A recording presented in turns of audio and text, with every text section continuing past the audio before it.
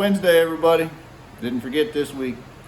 Sitting at the engraving bench today. Got some gold in. I've been waiting on some gold to work on a buckle project, a really nice buckle project. Got all that soldered on this morning, and I got into the inlay. Inlaying 14 karat gold today, which is not what a beginner should start off with. It's really hard, but spurred the idea that I'd show the tools that I use for inlay and kind of how I go about it. And maybe this is helpful to lots. Inlay's always curious to lots of folks. So here we go. So as I sit here under the microscope, you can see here that I have a combination of inlay and overlay. So all the silver that you see here, that's all overlaid. All the gold here is 14 karat gold. I mentioned that's not what we want to start off with as beginners. Fine silver and pure gold is much easier to work with. It's much softer and goes in the flows. So the basics of inlay is that everywhere you see a place here, we're going to create a cavity. Not quite as deep as the thickness of our material that we're going to inlay. So create your cavity, remove all the steel, and then we're going to make the bottom of the cavity wider than the top of the cavity. How do we do that? So there's lots of different ways. What I use is a little tool just like this. So this is going to come in. Let's pretend that the edge of my ball here is the cavity where the silver is going to go, or gold, or whatever it is you're doing. Now I'm going to bring this little tool in here. So you look like this is the bottom of the cavity. I'm going to come in and push against this.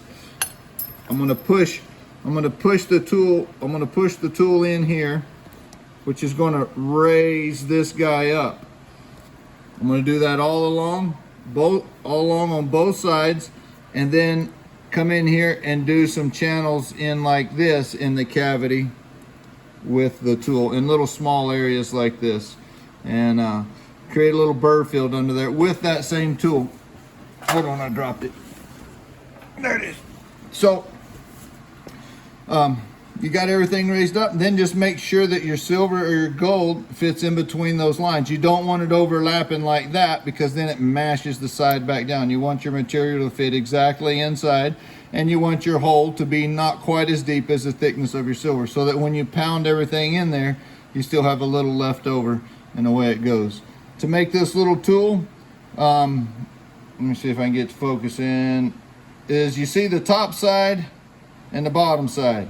What those are is 15 degrees. So what that is you look at that angle there, you would have a 30-degree point. So you would bring it up 15 degrees, sharpen it, roll it over, bring it up 15 degrees and sharpen it. And then on the sides here, I've done this by hand, and so it's not going to look correct, but that just goes to show you don't have to be exact with this deal. You can kind of shape it to fit your needs. But turn it over on its side and raise it up 10 degrees and sharpen it so that you have a nice even deal. You're going to sharpen it all the way till it's a fine point, knife edge, and then just round the tip of it real lightly by hand on a ceramic stone, and kind of round the corners, and that'll make it durable. That's what I use for my undercut tool on all my inlays. It's a great way to do it.